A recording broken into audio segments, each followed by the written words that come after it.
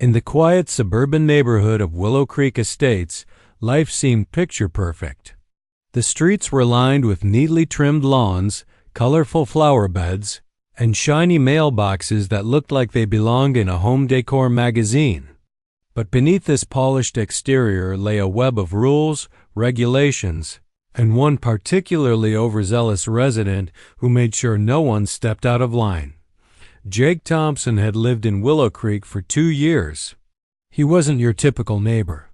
By day, he blended into the background as a single dad adjusting to suburban life. But by night, or whenever duty called, he was an undercover FBI agent working on a high-stakes investigation. His assignment? To track down members of a criminal organization hiding in plain sight within communities like this one. For Jake, moving to Willow Creek wasn't just about fitting in. It was part of his cover. At first, living there felt manageable. Sure, there were endless HOA meetings where people argued over things like fence heights and holiday decorations, but Jake played along. He even baked cookies for the annual block party because, well, that's what good neighbors did. Over time, though, the strictness of the HOA started wearing thin. Rules governed everything from the color of front doors to how long cars could park on driveways. And then there was Karen Harper. Karen was the self-appointed queen of Willow Creek Estates. She took pride in being the most active member of the HOA, patrolling the streets like a watchdog, armed with a clipboard and an unshakable belief in her authority. If someone planted a tree too close to the sidewalk or left their garbage bins out past 8 a.m., Karen would swoop in faster than anyone could say, "Oops." People either feared her or rolled their eyes behind her back. Some even joked that she probably dreamed in spreadsheets. For Jake, dealing with Karen had always been tolerable, at least until now. After wrapping up his undercover operation, he decided it was finally time to move on. With his work complete, staying in Willow Creek no longer served a purpose. So, one Saturday morning, he rented a moving truck and began packing up his belongings.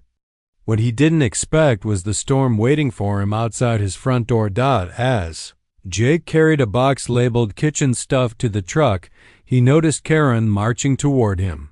Her arms were crossed and her lips were pressed into a thin line, a look he'd come to recognize as her "I'm about to lecture you" face. "Where do you think you're going?" she demanded, stopping abruptly in front of him. Her tone was sharp enough to cut glass. Jake paused, balancing the box awkwardly in his arms. I'm moving out," he replied matter-of-factly. Figured it was time for a change. Karen narrowed her eyes. "You can't just leave. You haven't followed proper procedure.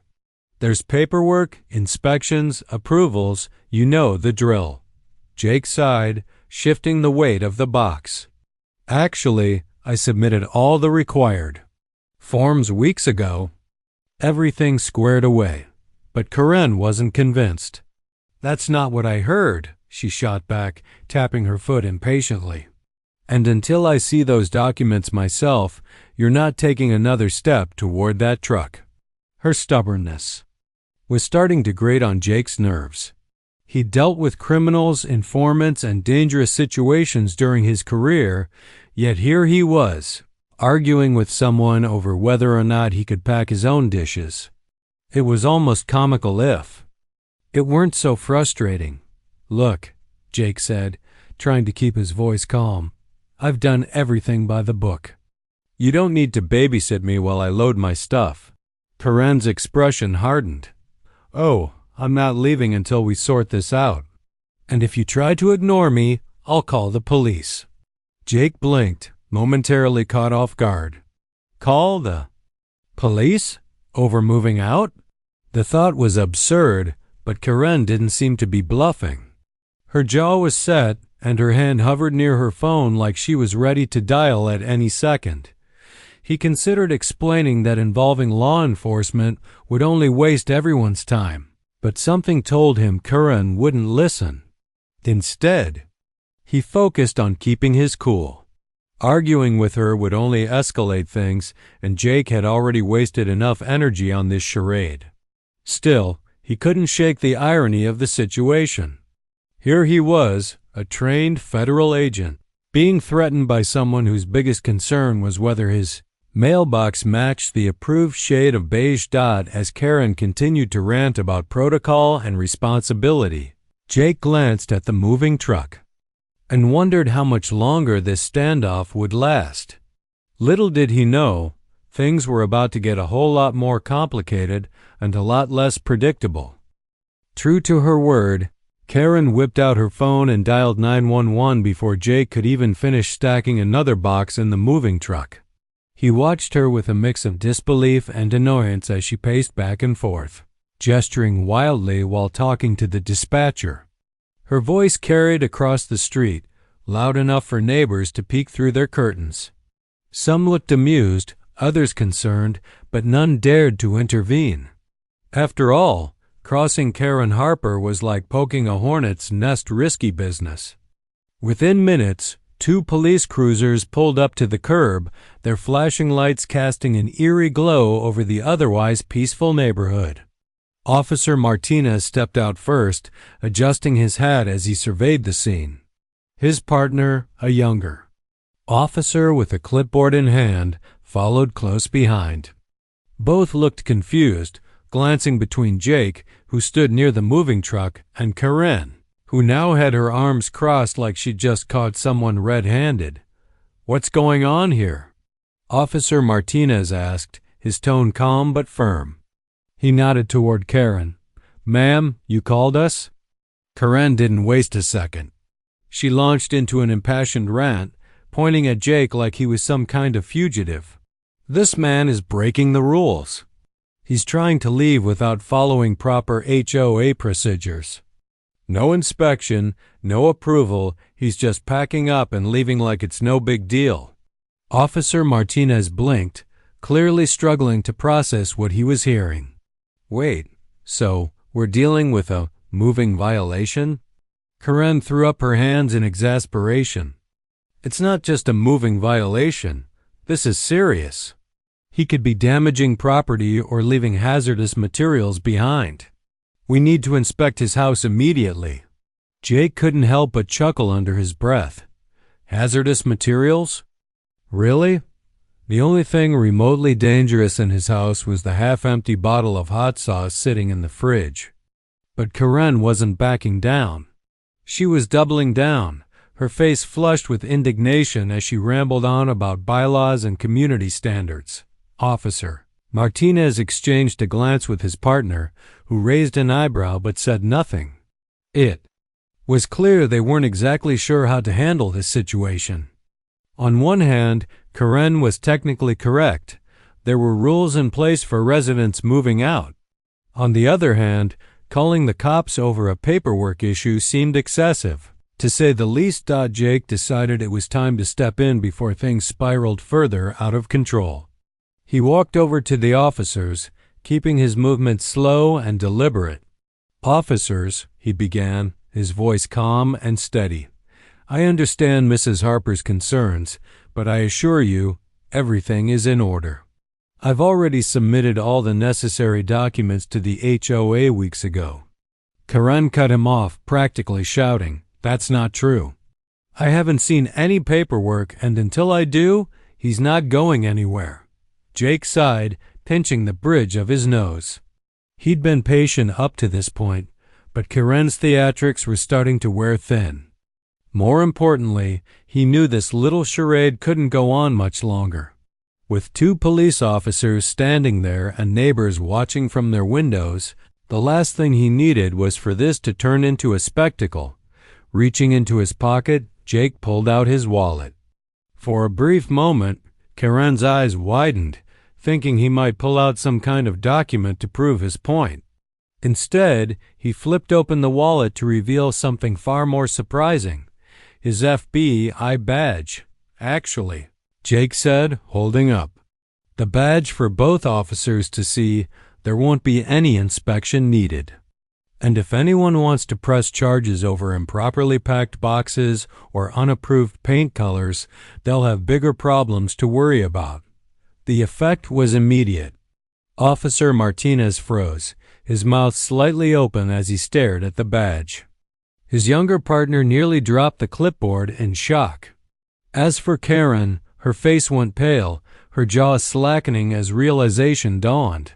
For once in her life, she was utterly speechless. "You're FBI?"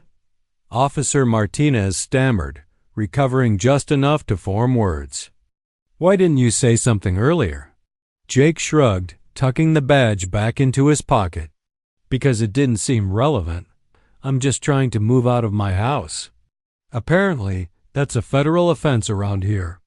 The sarcasm wasn't lost on anyone. Even Karen managed to mutter a weak protest, though her usual bravado had completely evaporated. I didn't know." "No, you didn't," Jake replied, his tone firm but not unkind. "And maybe next time, instead of jumping straight to calling the authorities, you could consider having a conversation first?" Karen nodded furiously, her cheeks burning with embarrassment. She mumbled something about misunderstandings and protocol, but it was clear she wanted nothing more than to disappear. The officers, realizing there was no actual crime to investigate, wrapped things up quickly. They assured everyone there was no legal issue and left, shaking their heads as they got back into their patrol cars. As the flashing lights faded into the distance, Jake returned to loading his belongings into the truck. The confrontation was over, but something about Karen's reaction stuck with him. Most people would have been mortified to learn they'd called the cops on a federal agent, but Karen's reaction went beyond simple embarrassment. There was a flicker of genuine panic in her eyes, a look that suggested she had more to hide than just a misplaced sense of authority. Jake mulled it over as he stacked the last few boxes. Was it possible Karen knew more about him than she let on? Or was she simply rattled by the prospect of tangling with someone who carried a badge? Either way, her behavior raised questions that Jake couldn't ignore.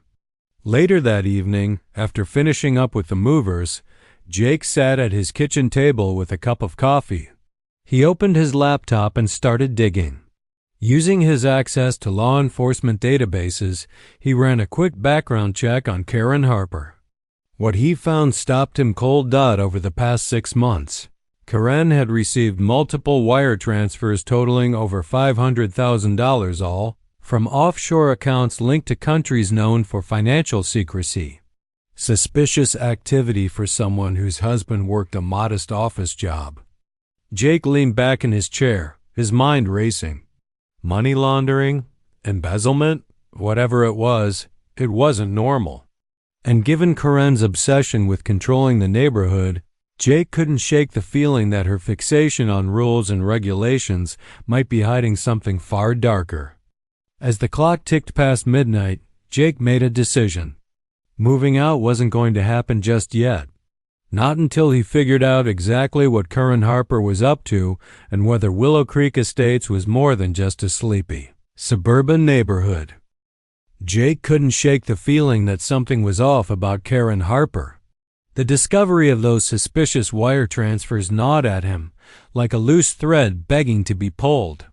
He knew from experience that when something seemed out of place, it usually was, and in this case, Karen's behavior, her over-the-top reaction to his move, her obsession with control, and now the offshore money was too strange to ignore. Instead of packing up and leaving Willow Creek Estates as planned, Jake decided to stay a little longer. Officially, he told himself it was because he needed more time to tie up loose ends. Unofficially, though, he wanted answers. Was Karen involved in something illegal? Or was there another explanation for the sudden influx of cash? The next morning, Jake started observing Karen more closely.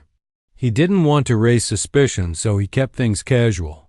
From the outside, she appeared to be the same busybody everyone knew, a woman who spent hours micromanaging the neighborhood's flower beds or lecturing people about their recycling habits. But beneath the surface, cracks were beginning to show. One thing Jake noticed right away was how often Karen disappeared into her backyard. At first glance, it seemed harmless enough. Maybe she was gardening or tending to her pool. But when Jake glanced out his kitchen window one afternoon, he spotted her pacing near the fence, talking animatedly on her phone. Her body language was tense, and she kept glancing around nervously, as if worried someone might overhear. Curiosity got the better of him. Later that evening, after dark, Jake took a walk around the block under the pretense of stretching his legs. As he passed Karen's house, he slowed down just enough to catch a glimpse of her backyard. Sure enough, she was still outside, sitting by the pool with a laptop open on the table. The glow of the screen illuminated her face, which was furrowed in concentration. Whatever she was working on, it clearly wasn't flower arrangements or HOA budgets. Over the next few days, Jake pieced together more details. He noticed Karen meeting with strangers in unmarked cars parked along the edge of the development. One evening, he saw her speaking with a man in a black SUV. The license plate caught Jake's eye. It matched a vehicle flagged in connection with suspected money laundering operations. Coincidence? Maybe, but Jake had learned long ago that coincidences were rare in investigations. As the evidence mounted, Jake began forming a theory. What if Karen wasn't just an overzealous HOA enforcer? What if she was using her position and the neighborhood itself as a front for illegal activities? It made sense in a twisted way. The HOA's strict rules gave her unparalleled access to residents' lives, from their home improvement projects to their financial dealings. She could easily manipulate invoices, inflate contractor payments, or funnel illicit funds through fake expenses. To outsiders, it would look like legitimate community spending. But to someone like Jake, who'd seen similar schemes before, the signs were unmistakable.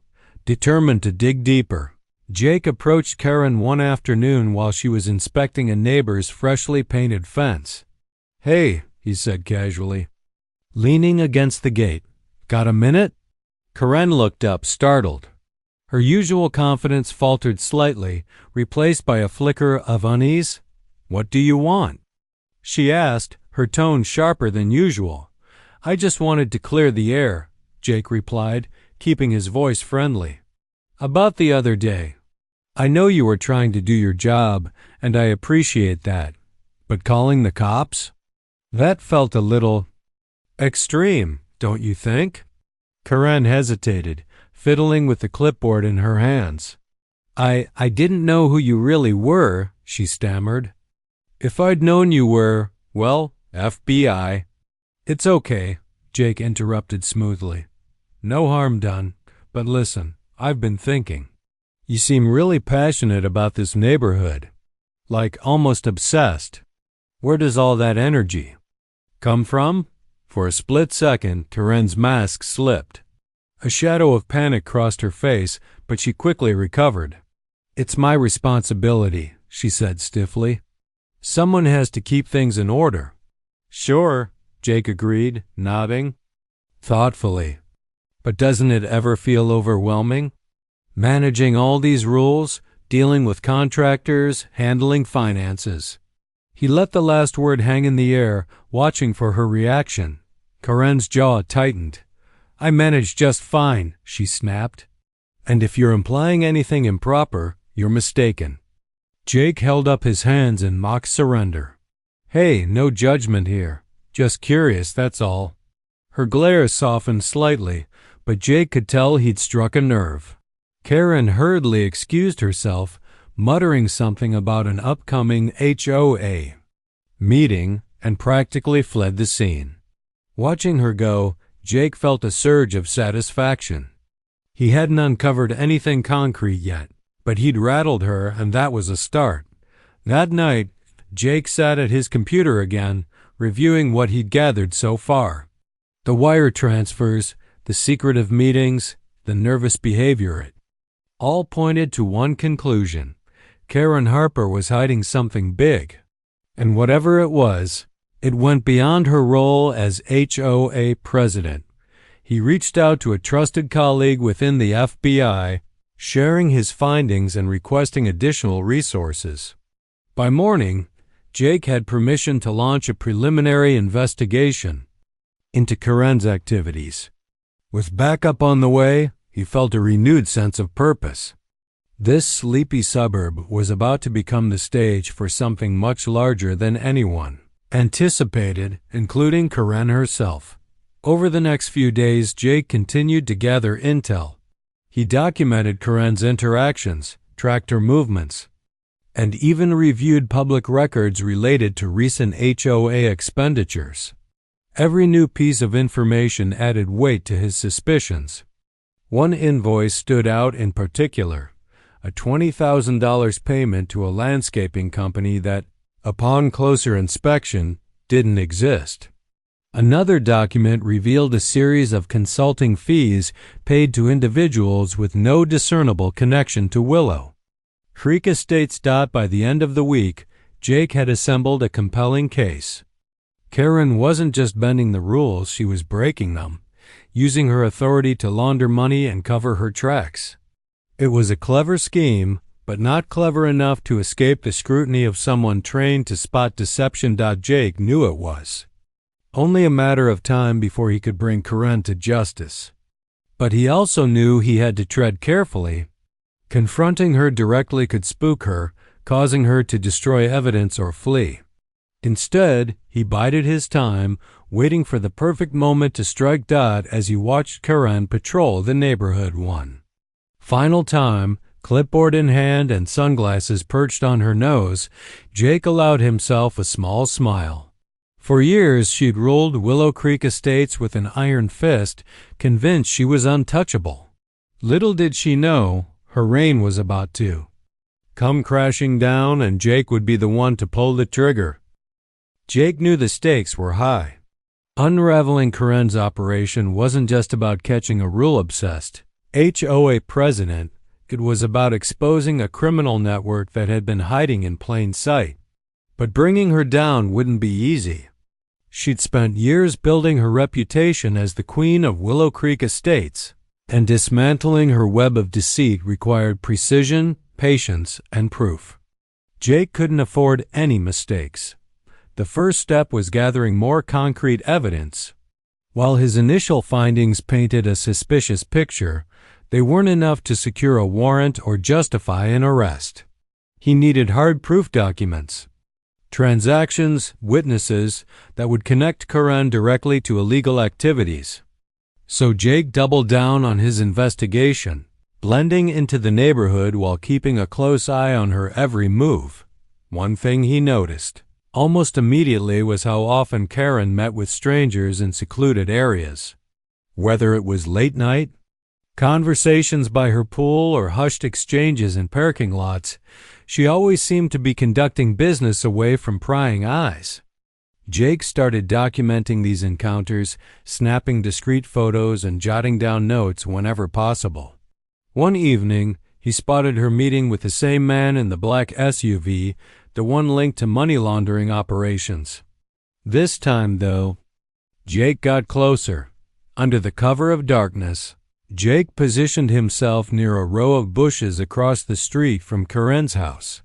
From this vantage point, he could see them clearly.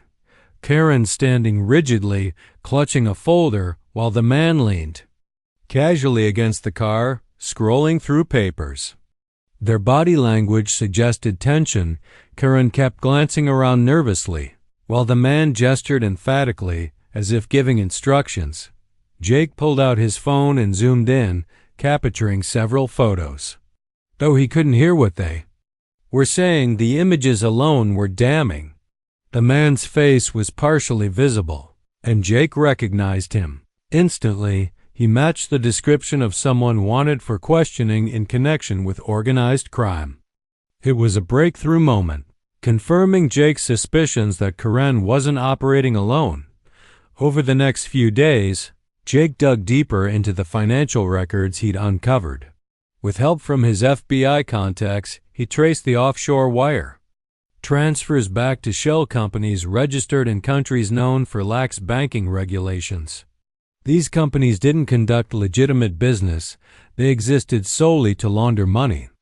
And according to the documents, Karen had funneled hundreds of thousands of dollars through them under the guise of community improvement projects. But the real smoking gun came when Jake cross-referenced recent HOA expenditures with contractor invoices. Several payments stood out, not because they were unusually large, but because the recipients didn't exist. Fake businesses, fake employees, fake services rendered. It was a classic scheme designed to make illicit funds appear legitimate. For example, one invoice claimed $15,000 had been spent on repainting fences throughout the neighborhood. Yet, as Jake confirmed with residents, no such work had ever taken place.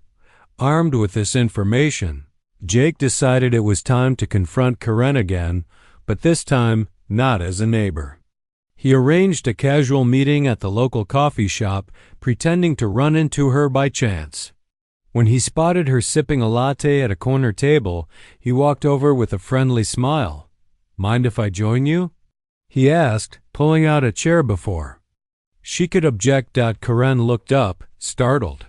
Her lips pressed into a thin line, but she nodded stiffly. "Sure," she muttered, setting her cup down. "I've been doing some digging," Jake began, leaning forward slightly. His tone was conversational, almost casual, but there was a sharp edge beneath the surface. "About those invoices you've been approving for the HOA, some of them seem questionable." Karen's eyes widened, and for a brief moment, panic flickered across her face. Then she forced a laugh, waving a dismissive hand. "Oh, come on. You're still hung up on that? Those are standard expenses. Contractors charge what they charge." Jake nodded slowly, letting her ramble. "Maybe," he said, pulling out his phone. "But here's the thing, I checked with a few of the contractors. Turns out some of them don't even exist." Karen froze, her fingers gripping the edge of the table. Her voice dropped to a whisper. "What are you talking about?" "I'm talking about fake invoices," Jake replied, sliding his phone toward her. On the screen was a photo of one of the fraudulent documents, complete with the name of a fictitious company. "And I'm talking about offshore accounts, big ones." For the first time since Jake had met her, Karen was speechless. Her usual bravado crumbled, replaced by raw fear. She glanced around the coffee shop as if searching for an escape route, then leaned in closer, lowering her voice. "Look, I don't know what you think you know, but you're making a mistake. If you keep digging, you'll regret it." Jake raised an eyebrow. "Is that a threat?" "No." Karen snapped too quickly. "It's advice. Trust me, you don't want to get involved in this." Her reaction told Jake everything he needed to know. She wasn't denying the accusations. She was trying to scare him off. But instead of backing down, Jake leaned back in his chair, crossing his arms. "You're right," he said calmly. "I probably don't want to get involved. Unfortunately, for you, it's kind of my job." Karen's face went pale. She opened her mouth to respond, but no words came out. Instead, she grabbed her purse and bolted from the table, leaving her coffee untouched. Jake watched her go, a satisfied smirk playing on his lips. He'd rattled her cage, and now she was running scared. With Karen visibly shaken, Jake moved quickly to wrap up the investigation. He submitted all the evidence he'd gathered to his superiors, who wasted no time in securing a search warrant for her home. Early the next morning, a team of FBI agents descended on Willow Creek Estates, raiding Karen's house and seizing computers, bank statements, and other incriminating materials. Neighbors gathered in stunned silence as agents combed through her property, loading boxes of documents into unmarked vans. Some whispered among themselves, struggling to reconcile the image of their strict HOA president with the reality of a suspected criminal. Others simply stared, wide-eyed, as Karen was led out in handcuffs, her perfect facade crumbling before their very eyes as the dust settled. Jake packed up the last of his belongings and loaded them into the moving truck. Standing on the curb, he took one final look at the neighborhood that had become both his cover and his case. It was a strange feeling, knowing he'd unearthed something so sinister in such an ordinary place. But that was the nature of his work danger. Lurked where you least expected it, and sometimes, justice wore a badge instead of a clipboard. Driving away from Willow Creek Estates, Jake felt a sense of closure. He'd solved the case, exposed the truth, and moved on all without breaking a sweat. Somewhere deep down, he hoped Karen would learn her lesson. After all, nobody messed with an FBI agent and lived to brag about it. The raid on Karen Harper's house sent shockwaves through Willow Creek Estates. It wasn't every day that FBI agents rolled into a quiet suburban neighborhood, hauling out boxes of evidence and leading one of its most prominent residents away in handcuffs. For the neighbors who had spent years tiptoeing around Karen's rules, it was surreal, like watching a character from a crime drama step straight out of their TV screen and into real life. The press conference came a few days later, held at the local community center. Jake stood behind the podium, flanked by his fellow agents, as reporters fired questions about the case. Cameras flashed, microphones jostled for position, and the room buzzed with curiosity. Everyone wanted to know, how had someone like Karen managed to pull off such an elaborate scheme right under their noses? Jake explained it all calmly, breaking down the details in simple terms.